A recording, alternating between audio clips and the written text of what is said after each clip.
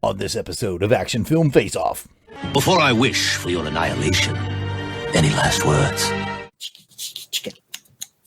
With knives, and then they were like, bah, bah, bah, bah, bah, bah, bah, bah, with guns, and then there's like, boom, boom, boom, boom, boom, with grenades, and they're like,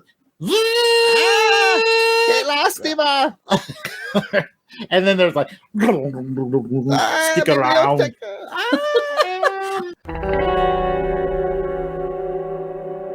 The Longbox Crusade presents Action Film Face Off. This episode, it's 2006 versus 1987. Two films enter. One film leaves. Two men enter, one man leaves. Two men enter, one man leaves. Two men enter, one man leaves. Two men enter, one man leaves. But it ain't about how hard you hit. It's about how hard you can get hit and keep moving forward. How much you can take and keep moving forward. That's how winning is done. Now, if you know what you're worth, then go out and get what you're worth. But you gotta be willing to take the hits.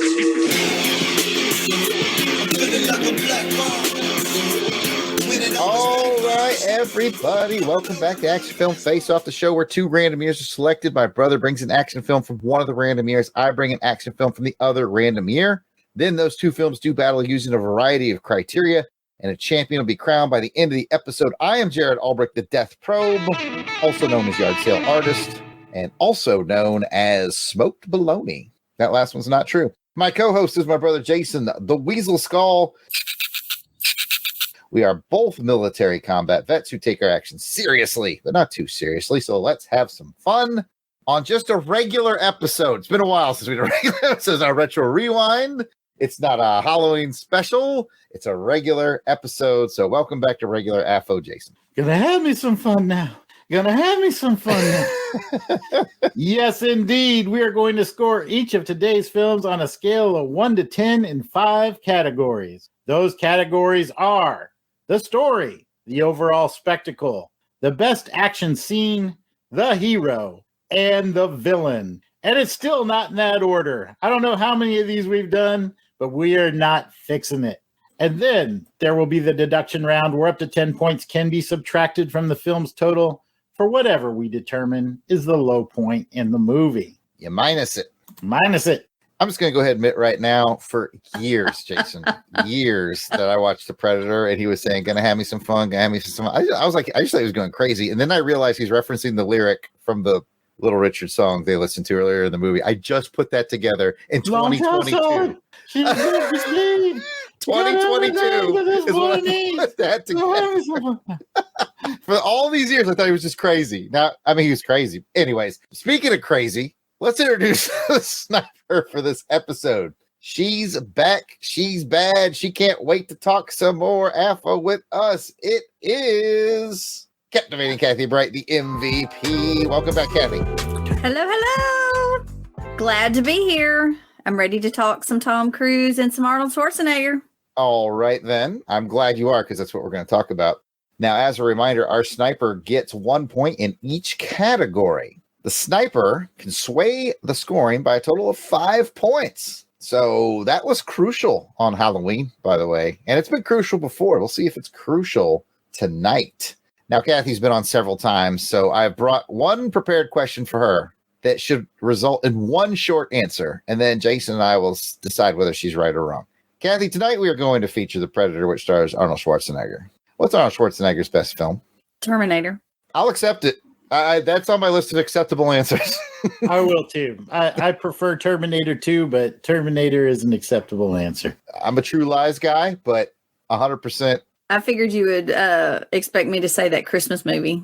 I do love Jingle All the Way. I'm not going to lie. I watch it every Christmas. I've never seen it, man. I got to Never seen it. Never seen Jingle All the Way. Well, we know what you're doing when you come to my house for Christmas. All right. Before our two films enter the Videodome arena, I think Jason's got the spikes installed. We are thrilled to kick off this episode with special shout-outs to our Crusaders Club members. These are the fine folks who have joined our crusade. They enjoy early access to special Longbox episodes, voting on show content, free raffle entries, so much more. These are the folks reaping the benefits and giving some much appreciated support to the show.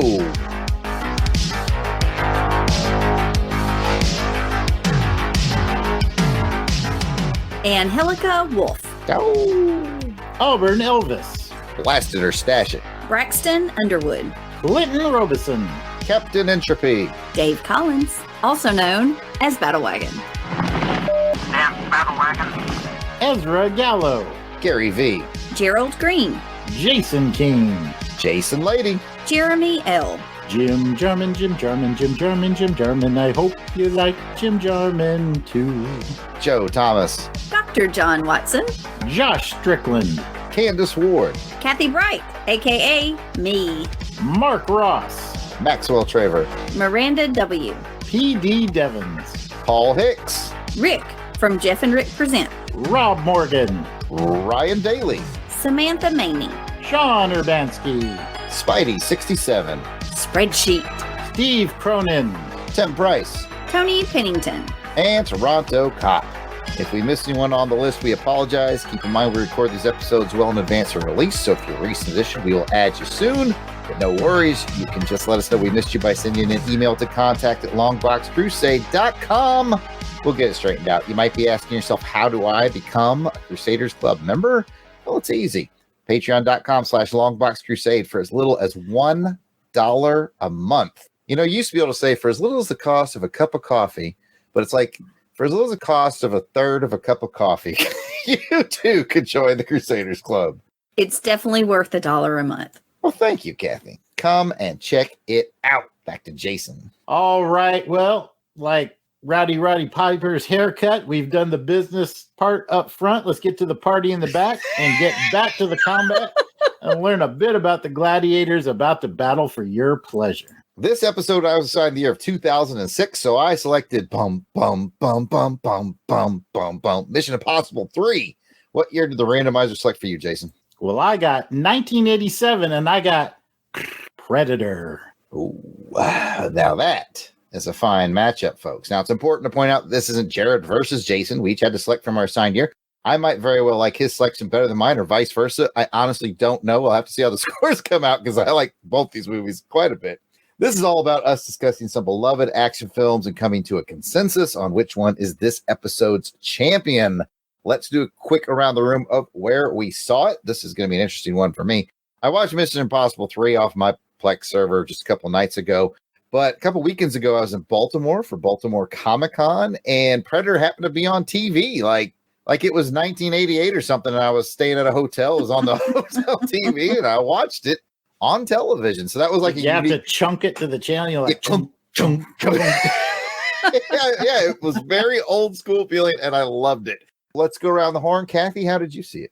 I actually rented Predator through my Vudu account since I didn't have the DVD.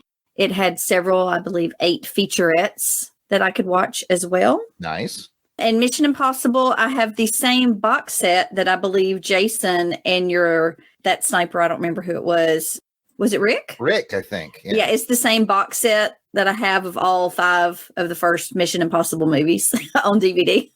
That is awesome. A great box set. It really is.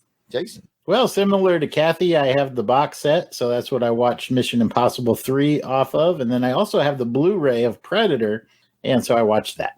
Excellent. Okay, now it's time for your spoiler warning. Of course, we're going to spoil the heck out of both of these films, so if you don't want that to happen, and for some unknown reason you've not seen Mission Impossible 3 or seriously Predator, come on. Go ahead and pause now and do that, and we will join you guys on the other side of this musical break.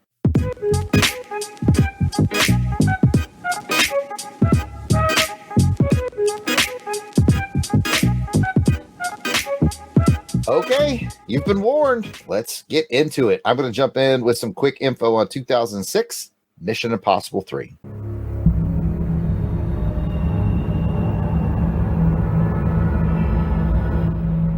Who are you? You have a wife, girlfriend?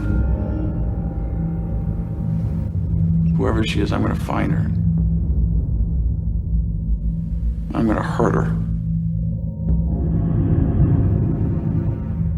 And then I'm going to kill you right in front of her.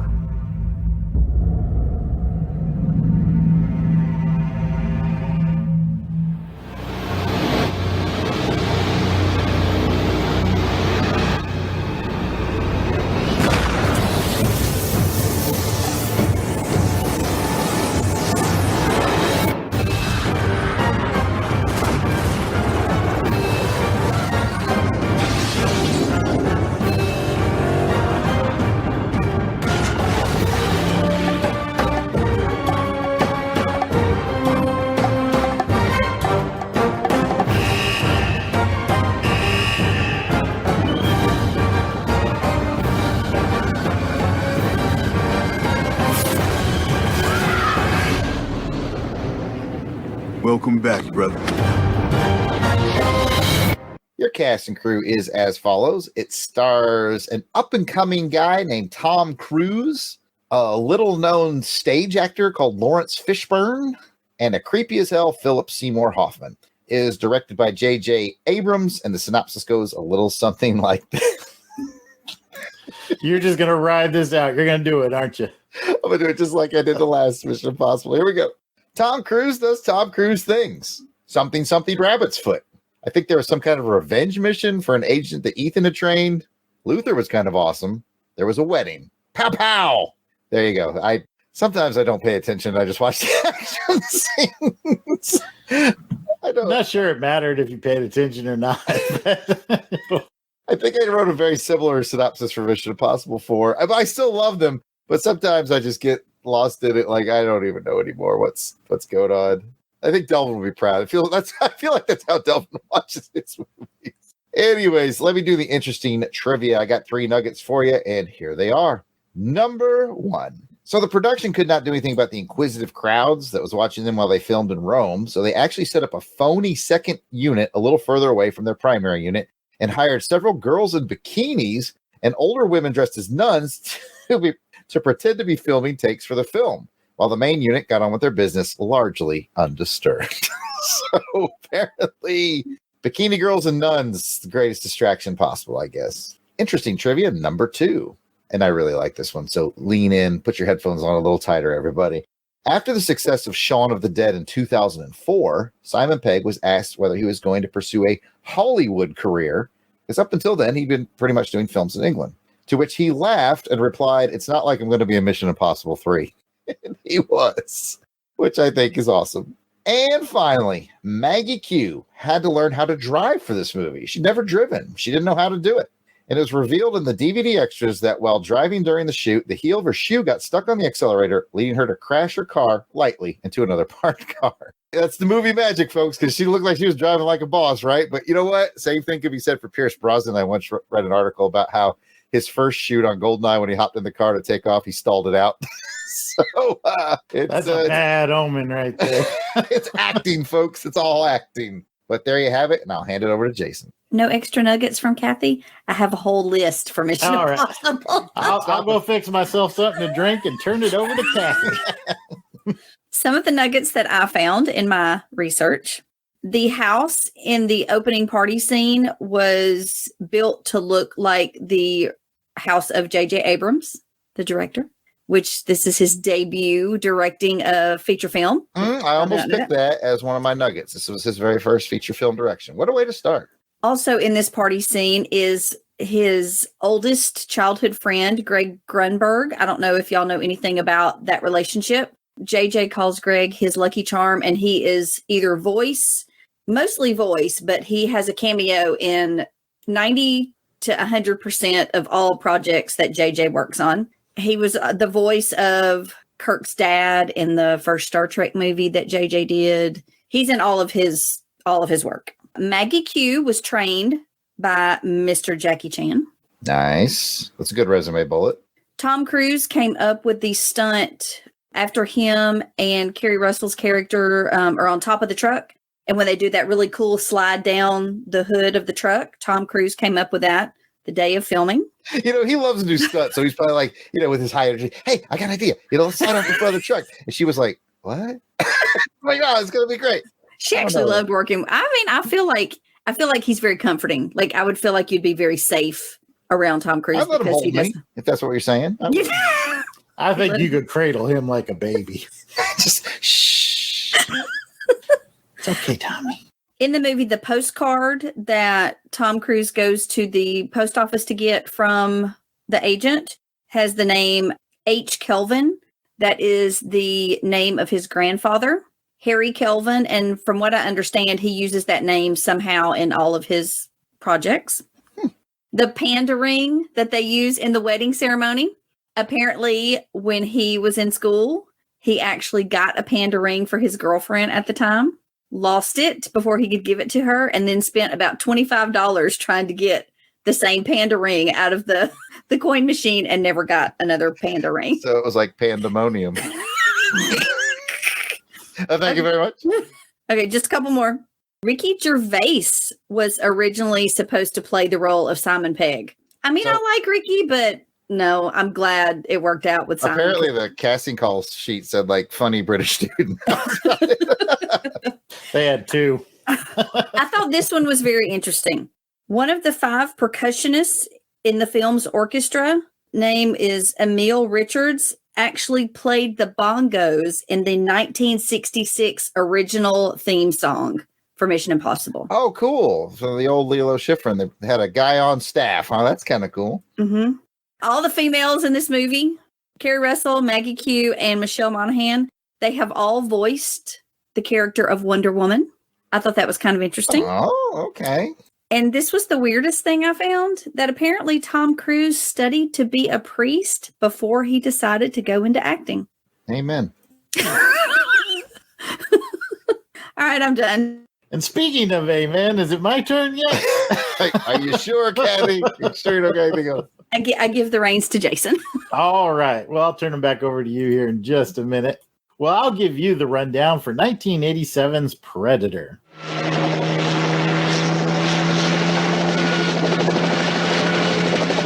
We are a rescue team, not assassins. Now, what do we gotta do? In a part of the world where there are no rules. We pick up their trail at the chopper, run them down, grab those hostages before anybody knows we were there. What do you mean we? Deep in the jungle, where nothing that lives is safe.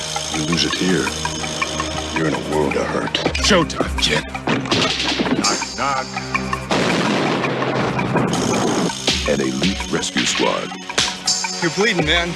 I ain't got time to bleed. Is being led by the ultimate warrior. We need the best. That's why you're here. But now, What's got Billy so spooked? there's something out there waiting for us. And it ain't no man. They're up against the ultimate enemy. Holy Mother of God. Nothing like it has ever been on Earth before. She says the jungle just came alive and took him. We cannot see it. No blood, no bodies. We hit nothing. But it sees the heat of our bodies and the heat of our fear. Whatever it is out there, it killed Hopper. And now it wants us. It kills for pleasure. He was skinned alive! It hunts for sport. It's killing us one at a time. We're all gonna die. But this time, it's picked the wrong man to hunt. If it bleeds, we can kill it.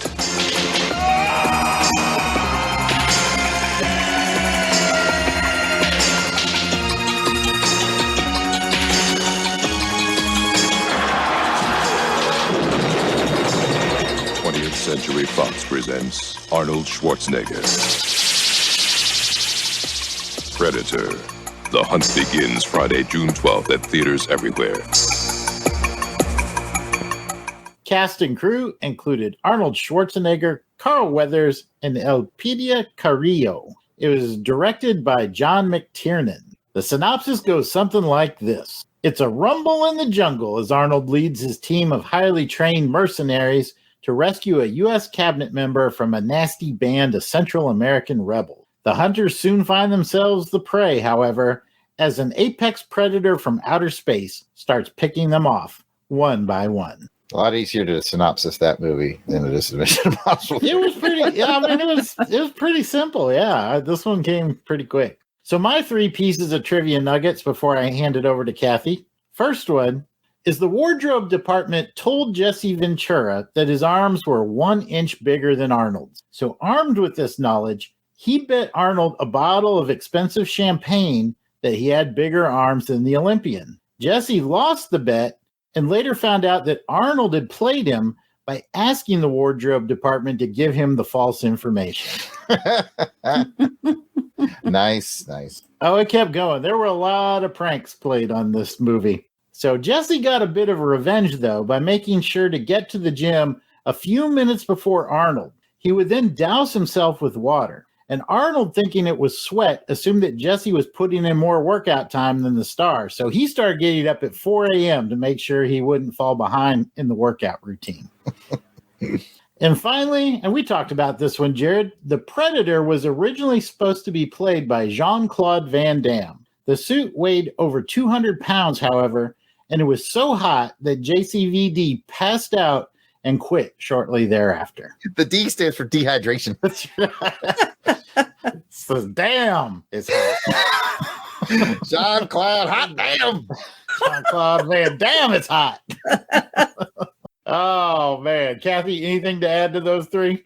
Just a little bit to add on to your third point about the suit weighing over 200 pounds. When the new actor, Kevin Peter Hall, joined the film, apparently I read that he had to be held on a bungee rig, even though he's 7'4", 7'3", something like that. Use a bungee rig to help him move a little bit better.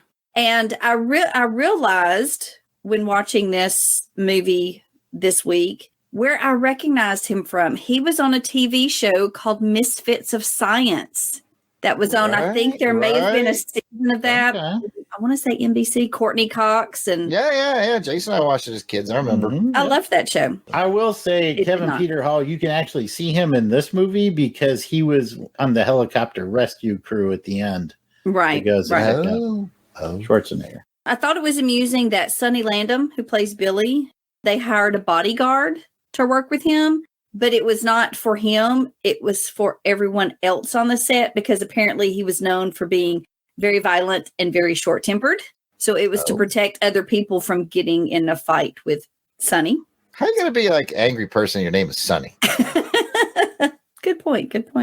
Apparently Carl Weathers, which y'all probably know this way more than I do, was a very clean living athlete. And apparently Arnold got him addicted to cigars while filming this movie. Oh, man. The idea of the mandibles on the Predator character came from a flight with Stan Winston and James Cameron. James Cameron, Titanic fame, said something about, I've always wanted to see a creature with mandibles on it. Stan went home and started drawing up pictures of the Predator with mandibles. Of Titanic fame? Oh, aliens. Well, let's go there. No, I thought he did True Lies.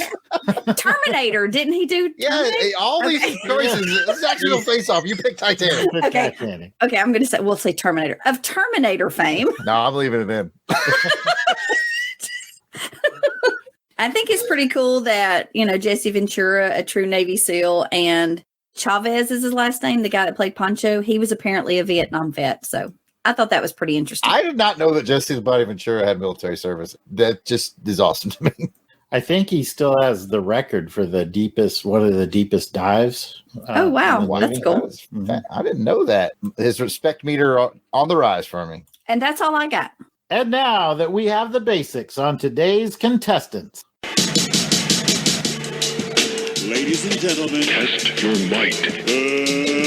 Let's get ready to rumble! It's a street fight. All right. Let's get it going.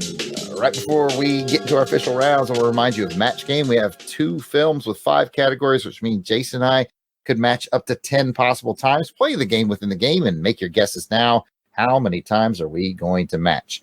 And speaking of scores, here's your barometer.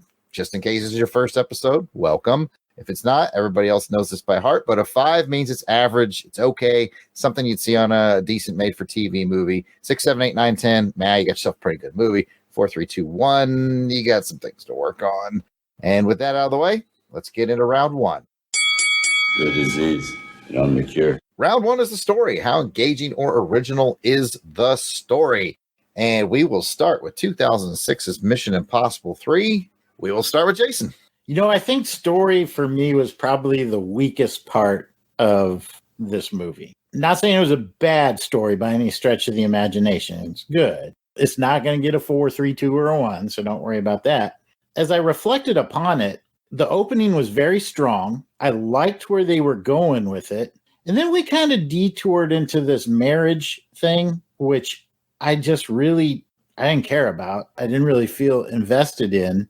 And then by the third act, he's stealing a rabbit's foot. And I realized, I don't know what it is. I don't know why this guy wants it. And in fact, I don't even get to really see him steal it. I get to see the opening part, something. I got the rabbit's foot, don't know what it is. And so I feel like at the end of the day, and maybe it's just my personal choice, but I was much more interested in the spy thriller elements that seem to get shortcutted for the emotional romantic pieces. And I just didn't prefer that choice. I agree with you to some extent, Jason. I'm going to throw it to Kathy in just a second, but I got the feeling that I got cheated out of one of those Mission Impossible moments. Like, you know how like the team does craftiness to get someplace where it's impossible to get. Like, I feel like we only get to see that done once in this movie, and I should have gotten another one. But I also like the story, but it doesn't matter. Let's get Kathy's take. I think I would agree with you. I would say that this is probably the simplest Mission Impossible story. Like, it was very, I guess simple's the best word. Like, I still had a hard time writing synopsis. It was kidnapping, steal something to help get the rescue. It was very simple. I understand what you're saying about the relationship part of it, but I think we needed that to care about her and to understand why he was doing all this to save her. Yeah, I mean, it did make it a more personal thing for him, that's for sure. And it gave Philip Seymour Hoffman that I'm willing to go too far kind of edge. So, I mean, it did have a purpose. Just nasty. Just nastiness, yeah. Right. Okay, well, let's shift gears to 1987 and The Predator. Jason. Pretty simple plot. I mean, it's the most dangerous game. It's another version, but you always kind of can spice it up by making it with space, with an alien space in there. Yeah, I think that the simplicity of this is really offset by the location. We'll probably talk more about that in Spectacle. And just by the chemistry of the actors, this thing just oozes machismo and that 80s macho man's man type of heroes. And so that really kind of strings it together. And it also makes it more compelling when they are getting their tails handed to them by the Predator by the middle part of the movie. So although it was fairly simple in storytelling, all the elements came together really well, and I'll reflect that in my score. Kathy, thoughts on the story of Predator? Agree with the simple, kind of just balls out, let's shoot some stuff up, kind of simple story. I don't think it has the finesse of a story like Mission Impossible, but it's still great. It's fun. Action movie. Yeah, it is just kind of that simple, isn't it? Finesse. I don't know what that is. Nope.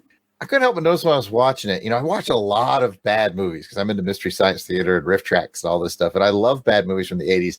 And I couldn't help but notice I was watching it like, this is a hair's breadth away from being a cheesy bad movie. Like, the only thing that really saves it, like Jason says, is the chemistry of the team and the budget. They had a good budget and production values were great. Otherwise, some B movie team could have shot the exact same story because it doesn't demand a lot. You just need the woods. I mean, this one had Arnold Schwarzenegger, Carl Weathers, Jesse Ventura. I mean, that's what elevates it from being. Absolutely. It is elevated by cast and production values. Bill Duke, too. I love Bill Duke. Oh, Bill Duke, yeah. The whole crew was a lot of fun. It was a cool movie, but it's simple, and therein lies its beauty. With that, let's double back and score them. Jason, Mission Impossible 3, 2006, scale of 1 to 10 survey says? I landed on a 6 with this. When I compare it to our standard of View to a Kill, I think the View to a Kill plot was a little bit better than this, so I'm going with 6. You amuse me. It's not mutual. But anyway, close. I have it at a 7. I thought it was a good movie, a fun ride. Have I seen better Mission Impossible plots that might even be more complicated, yet I was able to follow them better? Yes, I have. Big fan of Part 5. Big fan of Part 5. Love me Part 5, yeah. But this one, I give Part 5 probably a 10. I might have. I think we did that one, me and Delvin, if I'm not mistaken. Anyway, we might. No, I think you guys did 6. We did 6, yeah. But anyway, this one's solid 7, so we're pretty close. Let's move back in time to 1987. Story of Predator, 1 to 10, Jason. I gave that one a 7. Like I said, very simple, but well put together. Hold you the whole way. I wasn't confused, scratching my head, rolling my eyes or anything. So I'm going to give this one 7. It might just be Jared's in a better mood night because I am 1 point up on you on that. I gave it an 8. Yeah, it is super simple. like you said, it's the most dangerous game with an alien, but I think I gave it the bump up because it created a huge lore of sequels and spin-offs, comic books, novels. I've read Predator novels. Like, it created an incredible universe based off of that. So I think I was a little more generous. I can see your point. Kathy, you get to load that sniper bullet, an unenviable task of picking which one you thought had a better story. I wouldn't judge you either way. So what do you got? Whew, this is a tough one. I don't want to be all girly and say I like Mission Impossible because it did have extra story, not just shoot 'em up. This isn't Love Story Film Face Off. Hey, by the way, February is the next time I'm on, so we're totally doing rom-coms, right? We'll talk to Laurel about that. Sure. Oh, because I'm probably going to end up giving Mission Impossible more bullets than Predator. I think I'll give Predator story. I'll give my sniper bullet to story to Predator. It's a tough one because they're so different. Well, and I think it's because they're both simple stories.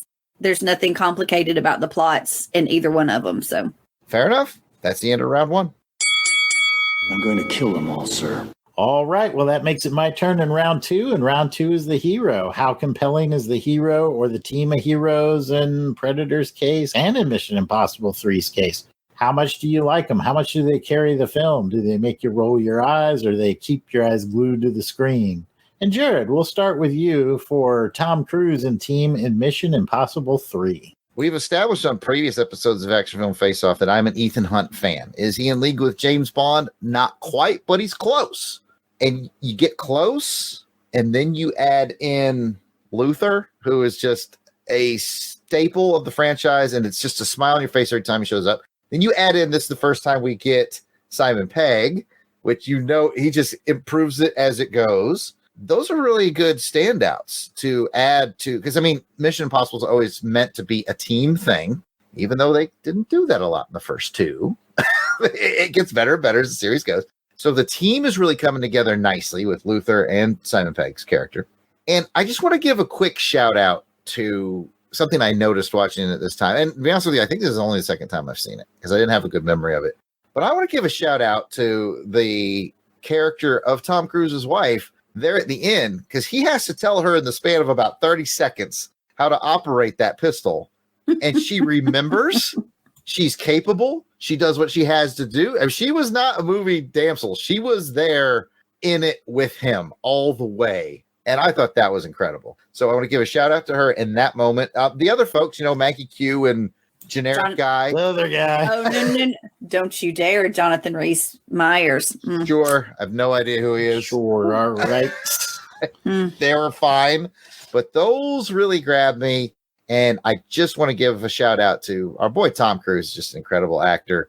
Man, when he dropped that single tear when he was trying to save his wife, to say anything he could to save her, that single tear rolled down. I'm like, this dude can act his off. So salute to Tom Cruise. He's always good.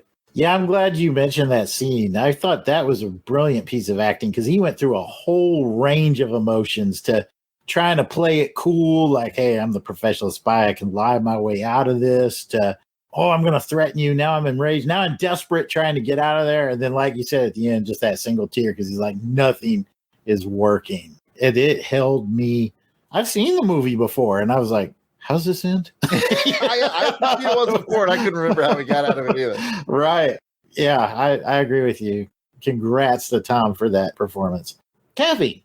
Yeah, they said in the commentary, it was J.J. Abrams and Tom Cruise that did the commentary for Mission Impossible 3. And he said every time he leaned forward or rocked in that chair, it's like he was switching a different gear of how he was trying to convince the guy. This cast is amazing. Tom Cruise. I know he's not everybody's taste, but I love Tom Cruise movies. I really do. I think he's incredible. The man does 99% of his stunts. We'll get to that in Spectacle, I'm sure. But even the scene when he's jumping around across the roofs, he's not wired. He is literally jumping across the roofs of this little fisherman's village, like it's just another day. Synopsis. Tom Cruise doing Tom Cruise things. That was in my synopsis. You are correct. But yes, I know y'all don't know who he is, but Jonathan Rhys-Meyers, I love him. He was in Tudors. He was in a short-lived show. Dracula. He was in a movie with Kerry Russell called August Rush. Every bit of this sounds made up to me.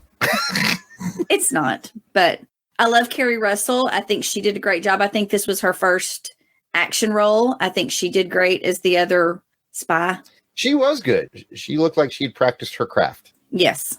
And Maggie Q, I fell in love with Maggie Q in a show called Nikita. That was incredible. I love this cast. I think they're amazing. Simon Pegg can do no wrong in my book. So incredible. No, that's fair enough. And I think you're right. By 3, they've really kind of come out with this formula where it's Ethan and Luther. Those are kind of the 2 common denominators. And then they bring out a couple other interchangeable folks, because we've had different ones in each movie and they've all been good. It's all worked. So hats off. Well, we gave some love to Tom Cruise, but let's talk about Predator, Jared. What did you think of Arnold and the team in Predator? Well, we've kind of glowed him up already. I mean, it's Arnold Schwarzenegger, who's an 80s action icon with one of my personal favorites, Carl Weathers, enhanced by Jesse the Body Ventura. I just call him Jesse the Body. That's how old school I am. That's how I know him. I know him as Jesse the Body Ventura. Not Governor Ventura. Not Governor Ventura, but like that's how I grew up knowing him. Bill Duke. It's just really rock solid casting. That's almost a pun because they're also dang muscular and ripped and whatnot. And then you even have some comedic relief. And Sonny Landham, who apparently has anger issues, but I like him when he's in things. I love his moment in Predator. To me, he gets the best warrior moment of all. It's also like, I love it. That moment for him is like at a 10 for me, but then it also brings me to great sadness because I want to see it. I want to see him fight that thing because he was like, I'm not messing around. We're doing this old school. You get a stick, I get a stick. Let's go. And I just thought he had a great moment. But anyway, it's a great group of characters. Is it Arnold's finest hour? Not yet. He's still on the rise at this point, but it's going to be a solid score for me. Great bunch of cast. I think there was enough military experience on there to make the action seem realistic. They obviously trained together a lot. Good chemistry. Kathy, what do you have to add? Mirror what Jared said. I think chemistry between them all is wonderful. I mean, are most muscle men the best actors in the world? Usually not. But where else are we going to get the super cheesy lines from movies that we still remember to this day? So casting was great. Also, like Jared said, is it my favorite Arnold movie? No. I still think the casting was great. I think they did a great job. Yeah, and I got to say, man, Arnold was in shape for this film. Holy cow. He had actually, from what I understand, he had lost 25 pounds for this role to become leaner because he... Yeah, he wanted to look more like a soldier. Yeah. Right. I don't know any soldiers look like that, but that's just I me. did back in the day, but no, not even close. All right. Well, I think we've run the gauntlet. It's time to score them. And Jared, what did you give the heroes from Mission Impossible 3? Man, like I said, I got a soft spot for Ethan Hunt, so it starts high. And then it built with Luther, and then it built with Simon Pegg. Did it get all the way to like a James Bond, Timothy Dalton 10? Not quite. I landed on a 9. You know, I think I'm just one off from you today. I went a little bit lower with an 8. I agree with everything you said, but I don't know. I just kept thinking about how good like 4, 5, and 6 are, and that's why I was like, oh, that's where I'm going to save my 9s. But I can definitely understand how you got there. Predator. What are you giving Arnold and his crew? Jesse the Body, Bill Duke, Shane Black, Sonny Landham. It is a great crew. You know, Arnold in True Lies, I think I gave him a 10. If I didn't, I should have. Is he not quite there yet? I think this is a really simple performance for him, so he didn't have to stretch much. So I kind of started at a 7. And then when you add in all those other crew members, it bumps it up to an 8. So I'm at a solid 8 for this movie. All right. Well, I think I've officially tipped my hand that I prefer Predator because I went a little higher than you on this one because I went 9. I was like, man, Arnold was in great shape. You got Carl Weathers in this thing. Yeah, that's true. That's a 9 for me. So 9 it is. So I can't argue with that. I cannot argue with that. We got the scores in. So the only question is, Kathy, which of these teams is going to get your sniper skills, your bullet? Mission Impossible 3. Easy as that. Fair enough. All right. Well, my round is in the bag. It is time to pass it back to you for round 3, Jared. All right, let's go to round 3. Say hello to my little friend. Round 3 is the villain. How memorable is your villain? How menacing is your villain? And this is going to be interesting because we got 2 good villains, but they're very different villains. Let's see how it all plays out. Kathy, talk to me about Philip Seymour Hoffman in Mission Impossible 3.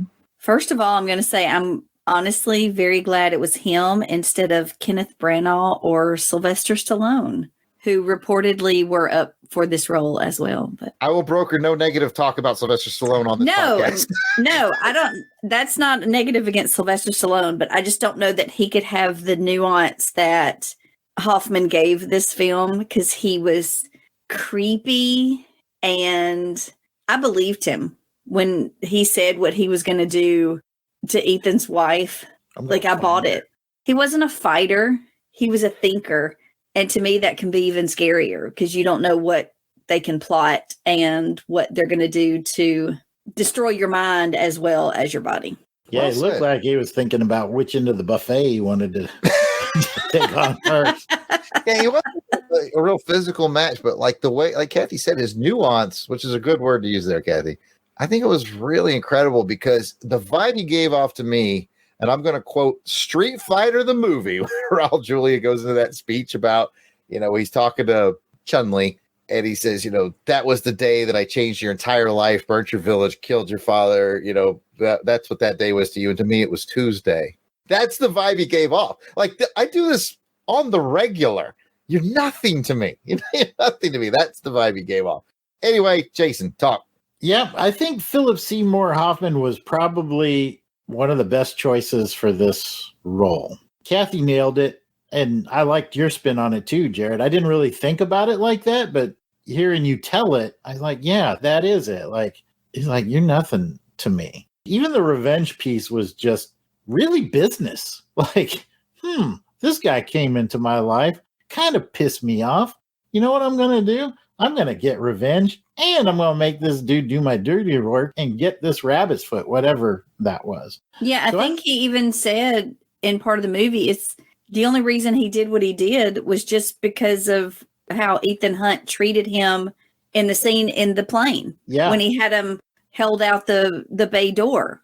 That's why he's like, because you treated somebody badly that you didn't have to treat badly. Yep. And that was his whole motivation for what he did.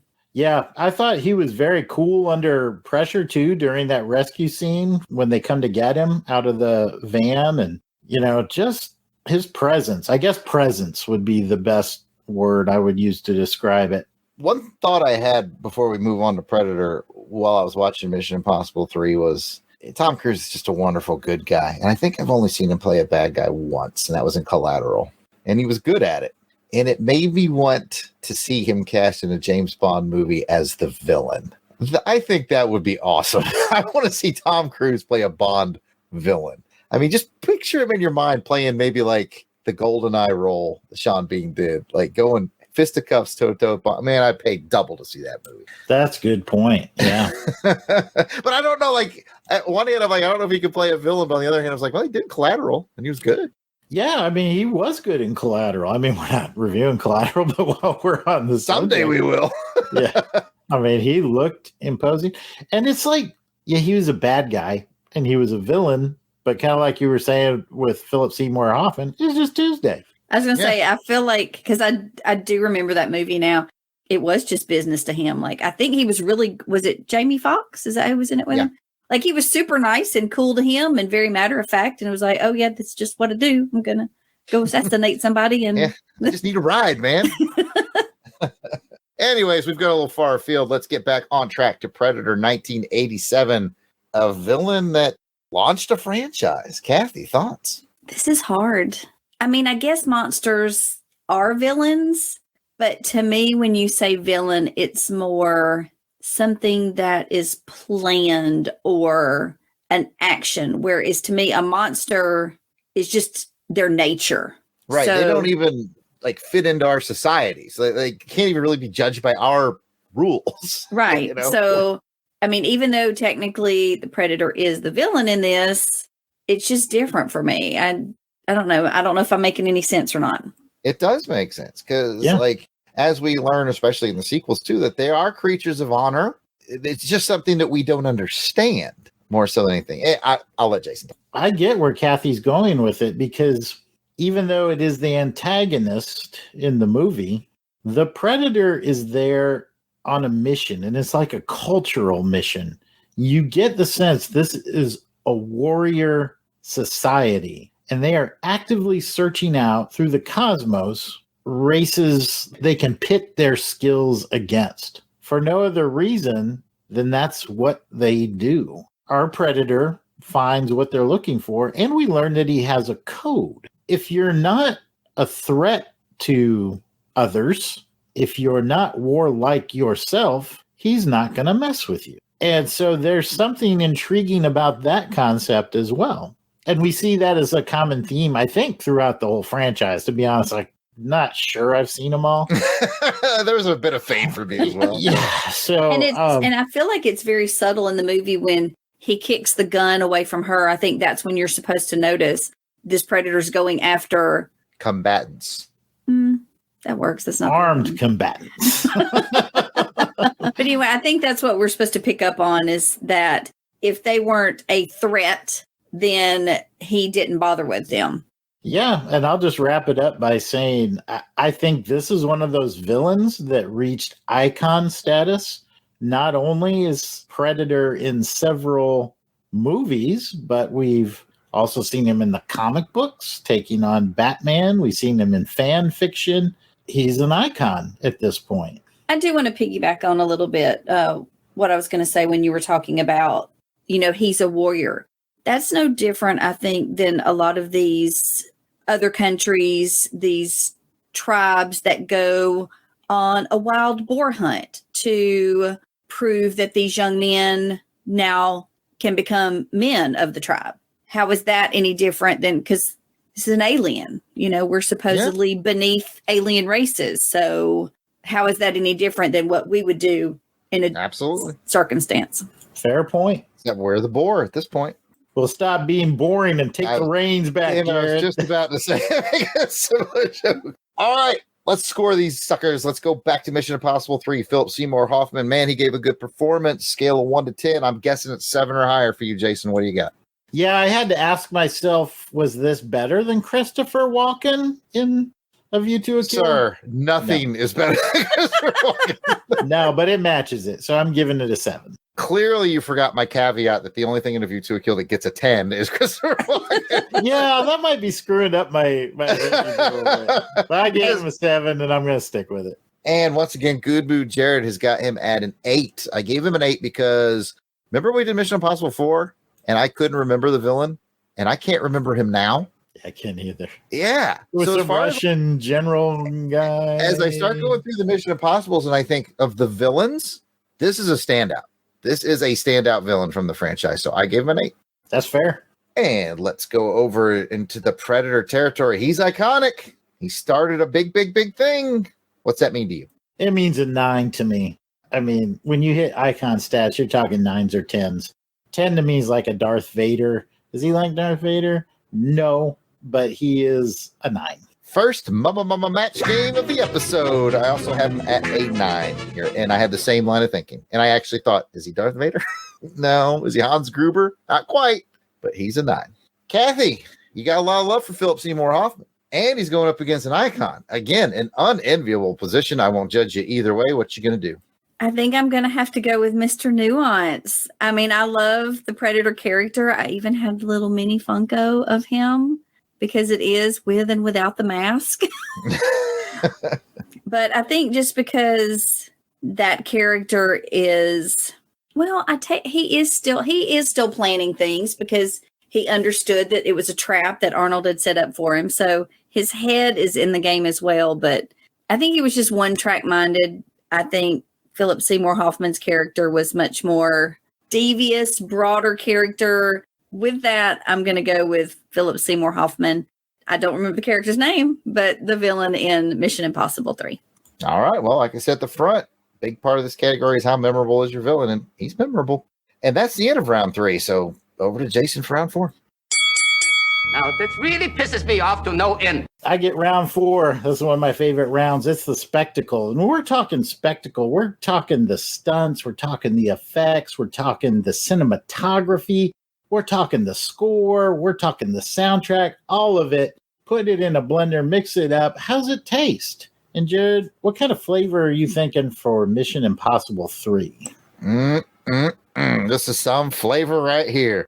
Let me tell you something, Jason. You're going to start on a strong end of the scale. Like you're going to get a 7 in these movies when all you got to do is give me like a tense moment, like the opening scene, that very, the teaser where about to assassinate his wife, murder his wife right in front of him, pull the trigger, boom, and then a fuse lights, and you get boom, boom, boom, boom. I'm like, oh, I'm all amped up. So, I mean, that theme song by Lalo Schifrin, legendary. It's legendary, and I love to hear it. I can't wait to hear it. They usually play it when they finish something cool, like they finish the Vatican thing. You hear they come on their speedboat and it's playing Mission Impossible. So music, check. Action scenes, check. Stunts, check. Was I checking my Twitter? No check. Was that confusing? Anyway, I was engaged.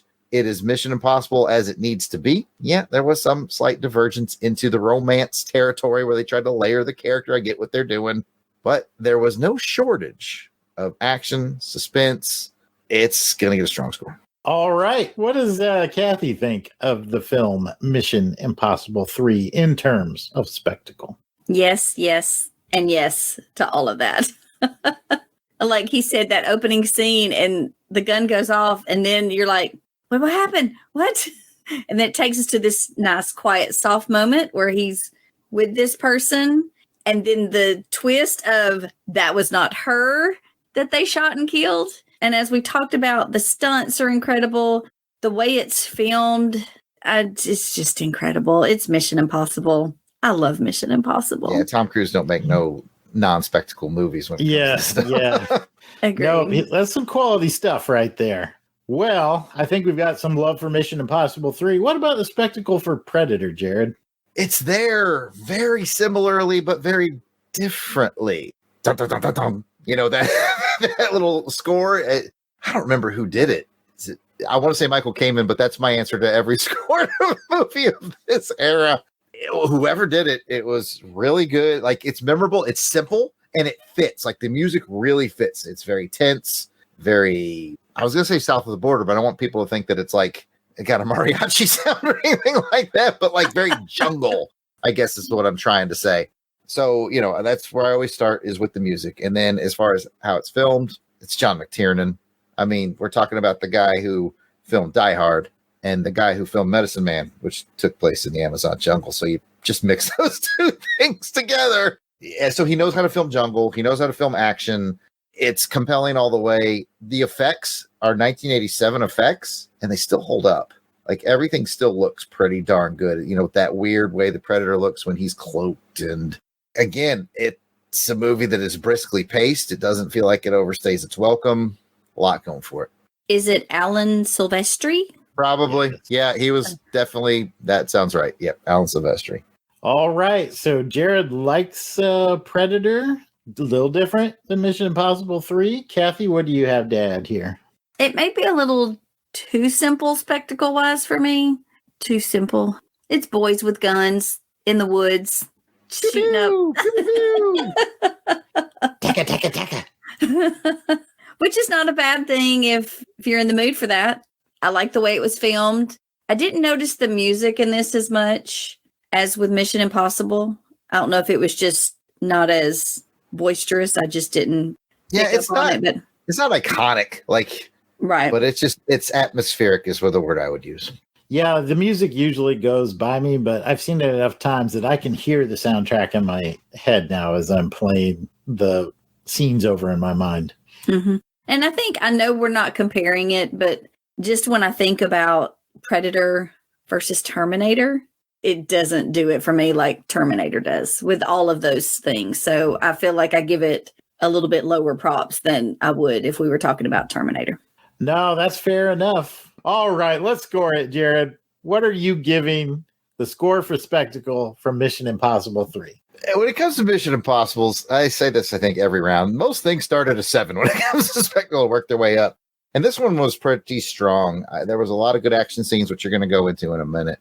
Just strung together really well. Short version, Jason. I'm giving it a 9. I thought it was a really spectacle-driven movie. No, that's fair. I'm a little bit lower than you. I gave it an 8. I thought it was good spectacle. I think the only kind of minor complaint that I had is like, and I guess we'll probably get into this in the next round, but to me, it's like the best spectacle. It's like up front. By the end of it, it's, there's a great swing onto this building and he breaks in and something happened. I would have liked to seen that. I think if I'd seen that, I would be giving it a 9. Just take into the fact that's really Tom Cruise laying on that street and an 18-wheel truck really drives over him. The man's worth billions. I've seen it. No, I'm just kidding. No, they're great stunts, man. That's why I'm giving it an 8. It is solid. It's an elite status, no doubt. But then I also think 4 is coming, 5's coming, 6 is coming. You know. Oh, at any rate, let's go over to Predator. Jared, what kind of score did you give Predator? And that is where I'm going to match your 8. I think the Predator spectacle is really good. And I think the real difference between my 8 in Predator and my 9 in Mission Impossible, honestly, is probably soundtrack. Because that iconic song, and they play it, and I get amped. I mean, I get almost as amped as when I hear that Bond music. Predator's music is really good, but just not as iconic, so I land on 8. No, that's fair enough, and that's our second match game. I gave it an 8 as well. Same score that I gave Mission Impossible 3. Like you said at the outset, 2 very different types of a score. The Mission Impossible 3 was much more polished, but I liked the raw intensity. I thought it matched well with the cinematography, the background, the whole story, the mood, just those explosions juxtaposed against the high technology of the Predator. And I think those effects actually for 80s really kind of stand up pretty well. Yep. So 8 for me. And then that just leaves the question of the sniper. I don't think there's really any question where the sniper's putting this bullet, but formalities must be adhered to. So Kathy? I'm giving my bullet to Mission Impossible 3. It's hard to beat an iconic theme song. I mean, I agree. Is true. There's so much more involved in spectacle, but that is a huge part of that franchise. I mean, Tom Cruise is spectacle enough. And then you add in everything else and you can't beat it. All right. So I'm guessing it's going over to Mission Impossible 3 then. Yes, That's sir, where the it bullet is. went. I just want Correct. to verify. That is The correct. bullet, Mission Impossible 3. That wraps it up. Jared, I'm passing it to you so you can pass it back to me. I can do that. Let's get into round 5. That'll be the day. Round 5 is best action scene. Somewhere along the line in Action Film Face Off, this became Jason's round where he made up names for these action scenes. Man, there was like a million of them in Mission Impossible. Interested how you broke them down. We'll talk about which ones are our favorites. We'll score them. It'll all make sense in a minute. Jason, break down the action scenes for Mission Impossible 3, please. This is kind of tough because there were some big action scenes and then there were some like big action scenes that led to some smaller action scenes. But this is how I finally wrapped it all up. 5 action scenes to choose from here. First one is the rescue, when he has to go rescue Carrie Russell. I call that one, way to build that relationship with your fiance on that solid foundation of trust there. Solid. The second one was when he captures Philip Seymour Hoffman, and that's, as you recall, he impersonates Philip Seymour Hoffman. So I called that one, Stop Hitting Yourself. Excellent. And then this was the one that was kind of the toughest one. I kind of wrapped up when Philip Seymour Hoffman escapes on the bridge. That's a good one. And then Ethan is captured, brought back, and then quickly escapes from the IMF building. And I call that one, IMF must stand for I must fail. I think I have one really good operative. That's right. And then the fourth one was the tower heist when he makes that jump on there. And I called that one, something cool happened inside that building, and I don't know what it was. Missed opportunity there. That's really bothering me. That is my theme here, if you can't tell. And finally, the last one was basically Tom Cruise versus Philip Seymour Hoffman at the end. I called that one Ethan's on the hunt. Nice. I didn't have to edit any of those. That's excellent. Yeah, that was pretty clean on most of these. All right. Which one was your favorite? I'm going with the rescue. I thought the opening was probably the strongest. I gave some consideration to the bridge scene, also very cool. But in the end, oh man, I like those automatic machine guns that Luther be just like spinning and shooting, and then Tom Cruise was like pow pow pow, and Kerry Russell was like pow pow pow, and then they jumped out and was like kaboom, and then they got on the van and like, and then there was like get to the chopper, and it was like, and then the other chopper was shooting him, and missiles were like, and then Kerry Russell died. Which is probably one of the coolest deaths in a movie. Like that little head twitch gets me every time. It's so creepy. That was creepy. I'm going to agree with you. I almost went with the bridge just to be different because the bridge scene is really cool. I mean, you get Tom Cruise running fast and he gets blown to the side from an explosion. I mean, that was like a blow on the side of the explosion in the car. That was cool. We have not discussed the Tom Cruise and the running. No one runs better than that man. Do we have to? It's like it's required. In fact, when I posted that I was watching this movie on Twitter, someone replied with, I hope you get to see him running really fast for a long duration of time. I was like, I can only hope, my friend. But no, Jason, I'm going to agree with you. One of the sufferings of the movie is that its best action scene is its first action scene. And everything you said with all those explosions and all the sound effects we just made stands for me as well. And I just want to tack on, I thought that was super cool. She's like, how many rounds you have left? And he checks. And he's like, I got it. Boom. He had one. It kills the guy. And he's like, all I need. I was like, he said he had enough. Yeah, just enough or something like that. I was like, yeah, that's baller right there. That was pretty cool. So, yeah, going with the same action scene. Kathy, which was your favorite action scene? Is the capture, that's the one where they're at the Vatican, right? Yes, that's sort of the most Mission Impossible-y scene of and I think that's why I'm going to pick that is because it was this. I love the whole setup and the Mission Impossible-iness, the spyness, the plan. That's my favorite. But I will say the action of Tom Cruise running down that fisherman's village. I could watch that on repeat for a whole movie because they said the boat was going next to him going like 35 miles an hour. He runs like a racehorse. No, I'm going to go. I think the capture is my favorite because it ends with my actual favorite moment from the film is when they're all on that boat. That iconic picture of all four of them speeding off in the boat. They played the music right there. Yep. It was good.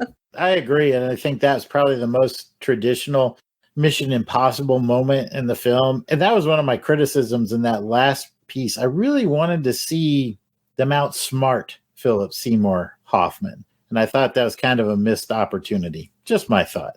I think that's fair. Jason, break down the action scenes from Predator.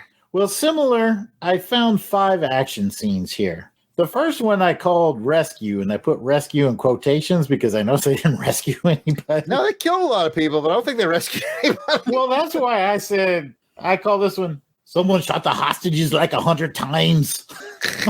I think it might have been us. Yeah, I think it was you, dog. Well, it's probably because they were lied to. It wasn't really a rescue in the first place.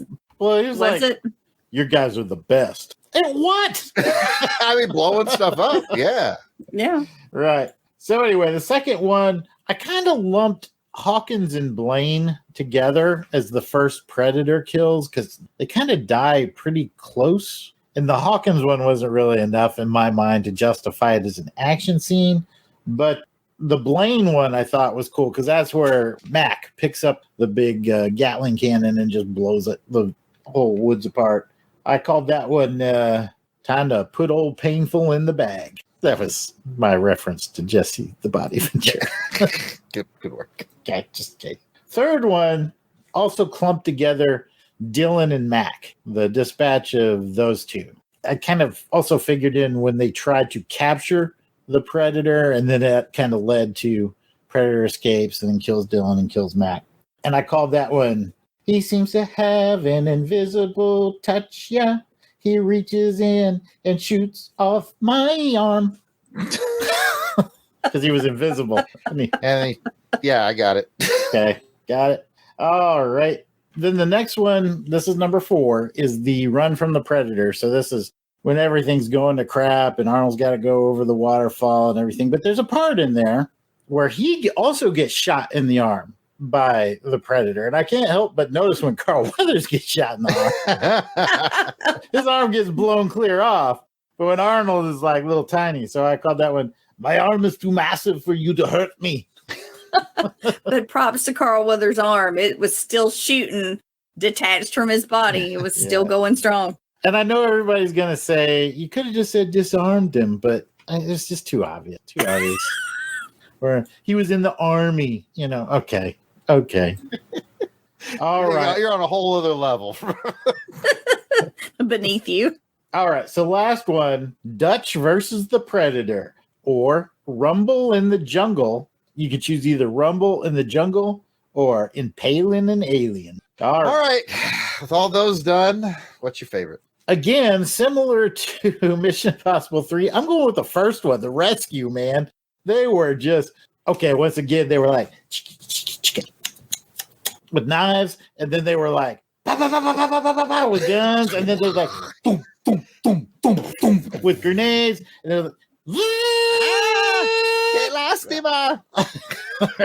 and then there's like, stick around. All the one-liners from that. And I mean, Arnold does pick up a truck and like practically throw it at them to blow them all up. So yeah, I'm going with the first one. The one I want is Sonny Landham versus the Predator. That is the Tom Cruise steals the rabbit. Even count that one because you can't see it. I know that's the Tom Cruise steals the rabbit foot moment of this movie. Like it kills me to see it, but given what we have, and we didn't have to see like Sonny Landham get married or anything to trade off for that. I'll take Impaling an Alien. The big fight at the end. Why not? It was good fight. How about you, Kathy? I think I'm going to go with the Rumble in the Jungle just because to me, that's the most iconic memory I have of Predator is Arnold all covered in mud, which apparently wouldn't really work because the mud would just get warmer. It increases your body heat. Yeah.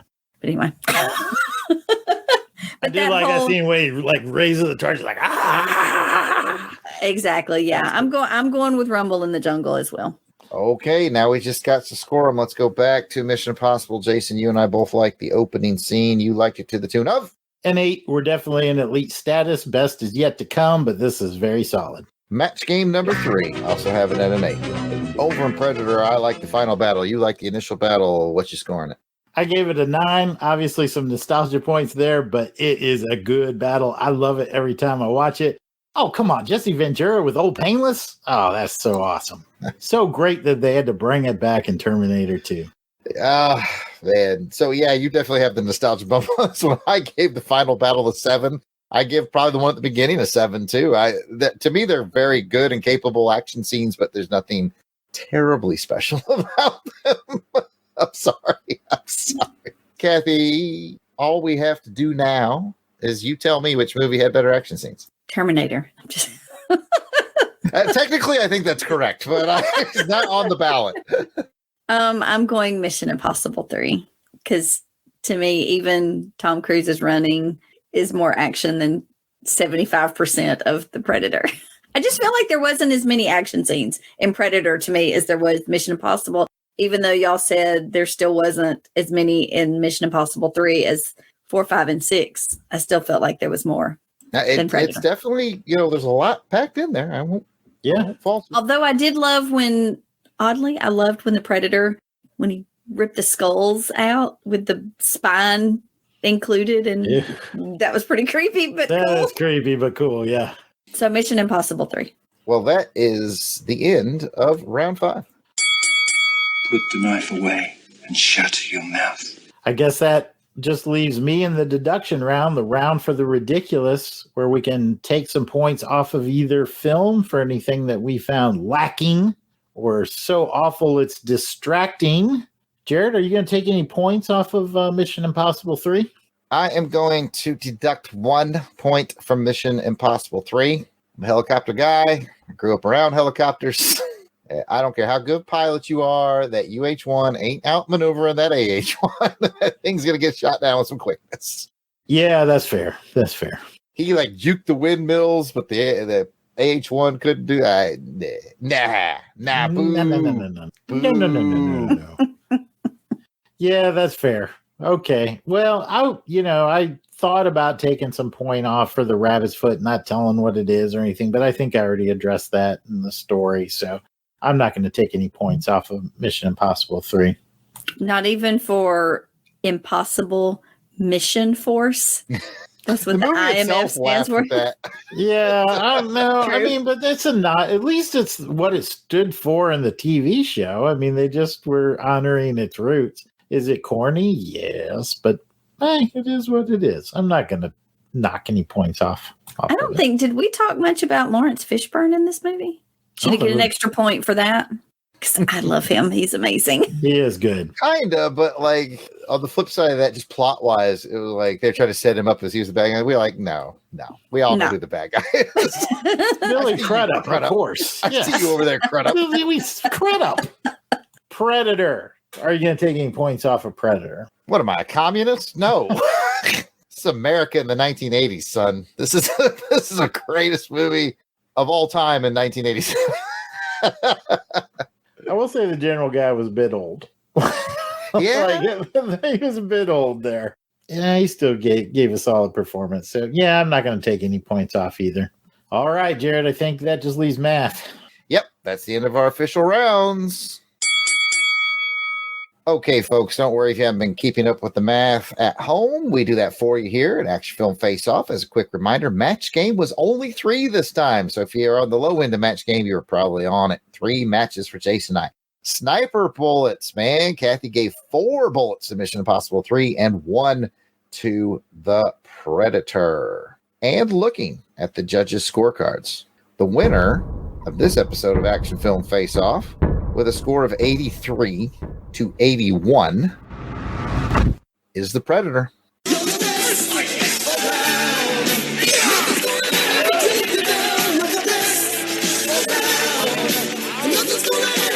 Congratulations to Predator. Now let's head over to the randomizer and find out what the years are going to be for our next episode. My brother Jared will be pulling a film from... Choose your destiny.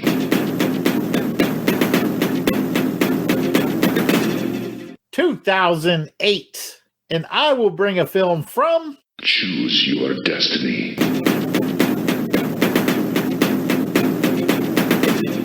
1971. Wow, we're at opposite ends of the spectrum here.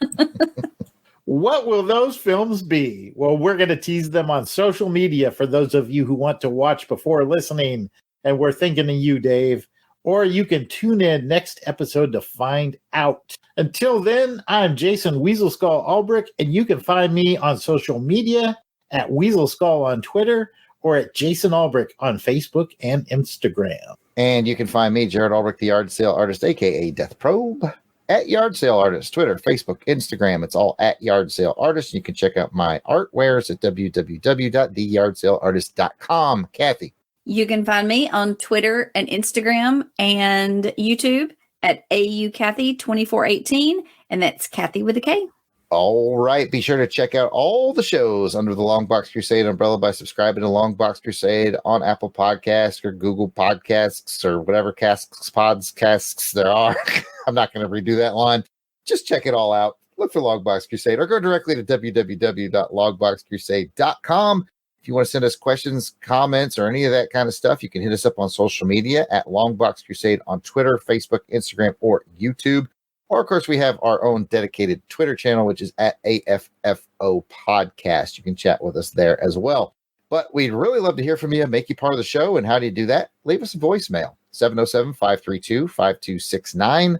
That's 707-532-LBOX. Pick up the phone.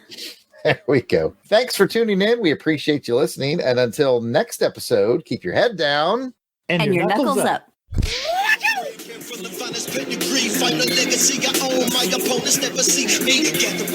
The intro and outro theme to this show and all of our Action Film Face-Off shows are done by musical genius Joe November. Check out his SoundCloud at JOSEFLIN99. You will not regret it.